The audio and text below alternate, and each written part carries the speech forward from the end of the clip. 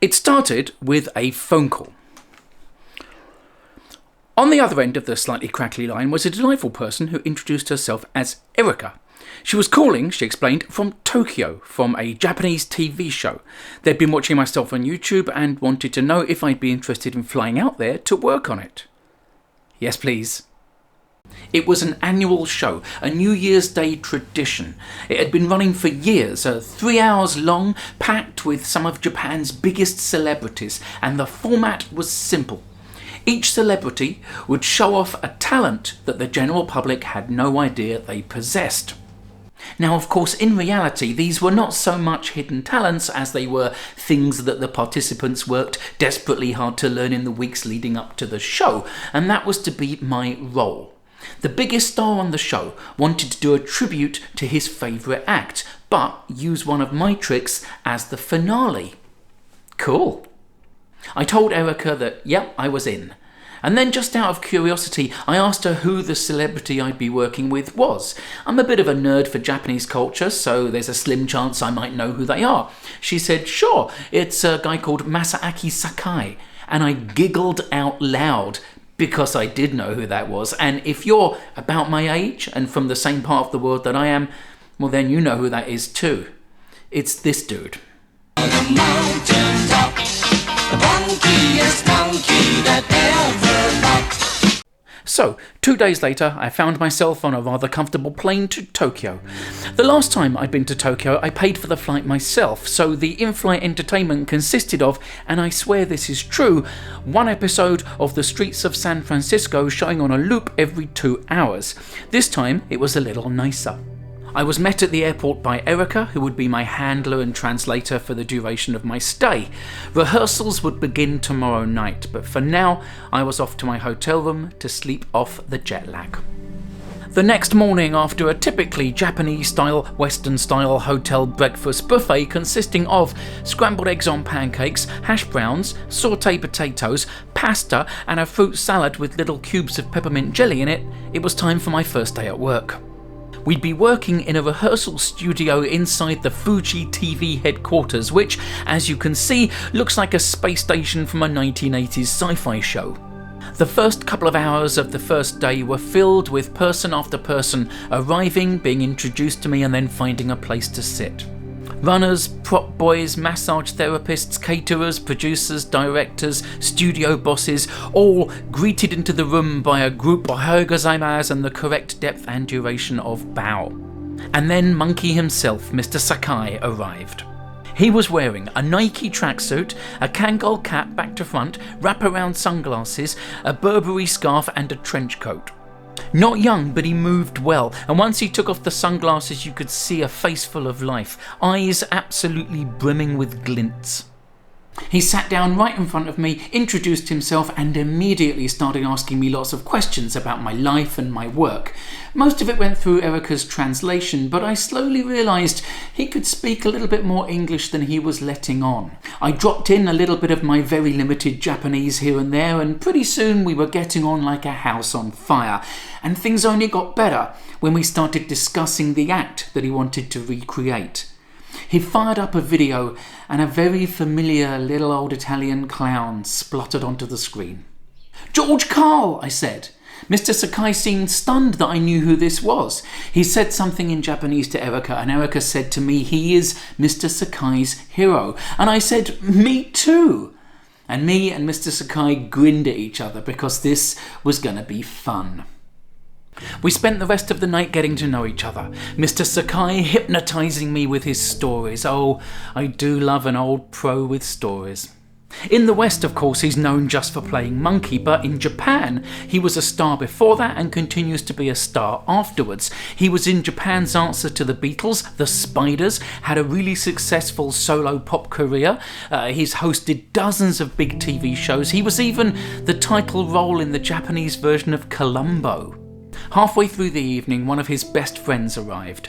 Mr. Tomai was, I think, a producer on the show. It was never really clear what his official role was, but his unofficial role was as a foil for Mr. Sakai, and he played that perfectly. A similar age to Mr. Sakai, but tall and skinny in a nice blue suit and a shock of jet black hair in a 50s style. and constantly smoking. Pretty much all the men were terrifyingly enthusiastic smokers, most of them using little black cigarette holders. Mr. Tomai and Mr. Sakai reminisced for me.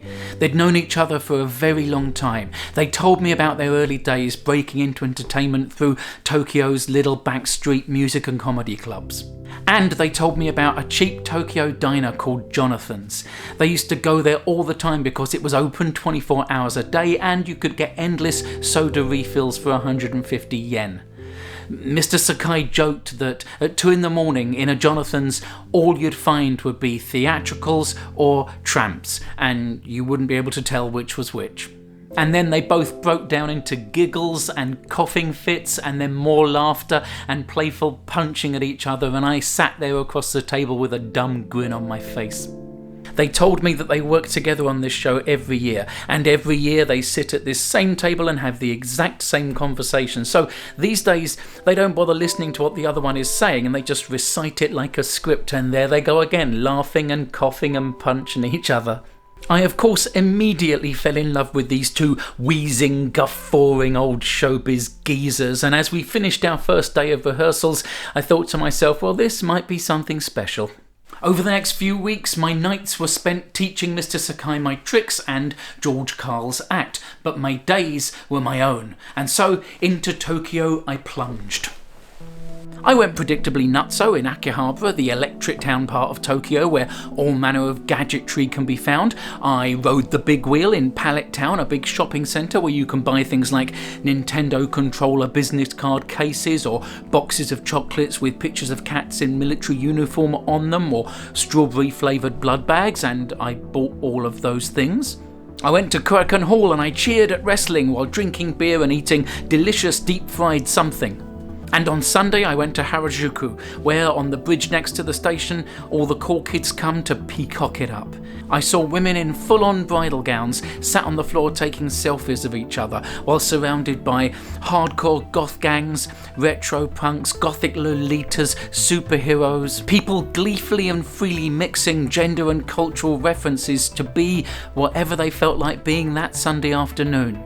And there was one solitary Alice in Wonderland just wandering around on her own, looking like she genuinely just slipped through the looking glass. And I knew how she felt. I even had lunch at the famed Jonathan's Diner, and I thought about all the Mr. Sakais and Mr. Tomais that had been there at 2 a.m, making each other laugh and having endless soda over the years. Rehearsals were going well. We usually worked from about 5 p.m. until just past midnight, but at 10 p.m. every night a wagon train of delicious food would arrive. They'd heard I was vegetarian, so every night they furnished me with pumpkin croquettes, deep-fried tempura, sticky rice, miso soup, and all manner of wonderful things. A couple of days in, just in passing, somebody asked me, as a vegetarian, what's my favourite things to eat and drink in Japan. I mentioned that I drink too much Coca-Cola and how much I adore Japanese-style sweet corn soup. Well, the next night there was a massive cooler full of Coca-Cola and a huge pile of instant sweet corn soup sachets. Every so often, the costume lady would slide a cup of sweet corn soup in front of me with a little conspiratorial smile. I think it was a challenge to see how much of it I could eat, which was a lot. I was still doing the tourist thing during the day. I went to Tokyo Tower, which strikes me as a perfect Japanese thing. Let's do the Eiffel Tower, but make our version 35 metres taller and paint it in orange and white stripes, because why not? In the basement of the Tokyo Tower, of course, is a fantastic gift shop, including a very informative Hello Kitty emporium. Did you know, for example, that Hello Kitty lives and studies in London, that her height is 5 green apples and her weight is 3 green apples? I'm more of a Doraemon man myself. I mean, what's not to like about a blue robot cat sent back in time from the far future who's had his ears bitten off? Anyway, I also bought this t-shirt. Pretty soon I was approaching the end of my time there. We did one final rehearsal and I got to watch Mr. Sakai do his tribute act to George Carl one last time. He was terrific. He nailed every trick and added stuff, improvising things beautifully. By about 11 p.m, Mr. Sakai announced through Erica that the rest of the night would be a little party to say thank you and goodbye to me. Champagne came out, and a really good red wine that Mr. Sakai particularly liked, and sweet corn soup, of course. And the room full of 25 or so people that I'd only met a month ago were all joking with me, clapping me, shaking my hand, and clinking glasses. Mr. Tamai, ever the old-school gentleman, sidled up to me and said he was very sorry if he'd seemed quiet this evening, but he was sad to see me go, which I think is one of the nicest things I've ever heard. And then by 2 a.m, it was just me and Erica sat outside the hotel lobby on the steps, eating ice creams and looking at the Christmas lights. We resolved to keep in touch, which we have, and then it was just down to me to go upstairs to my room and fail dismally to pack a month's worth of impulse purchases into one suitcase. A couple of months later, Erica sent me a DVD of the show, and it was such an odd, fizzy feeling watching Mr. Sakai close the show with the act that we spent those weeks rehearsing. He did it perfectly, of course, and the crowd went nuts. I watched the closing credits, and there, in amongst all of the neon-coloured Japanese text scrolling over faces of celebrities grinning and waving, was my name. In English, hilarious, and proof that it wasn't just some surreal, insane dream. My job is weird, full of ups and downs. It's hard and sometimes heartbreaking, but often joyous and blissful.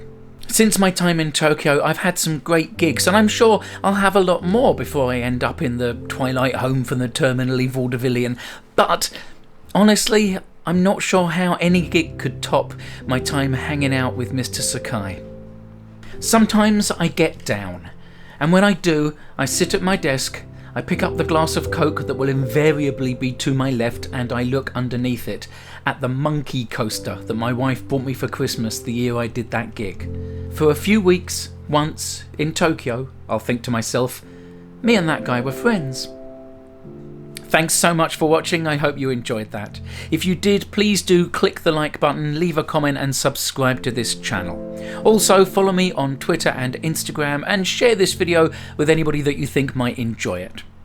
All my videos are made possible by my backers over at Patreon, so a big thanks to them. And if you'd like to check out what exclusive content and perks you can get by signing up, then there's a link underneath this video.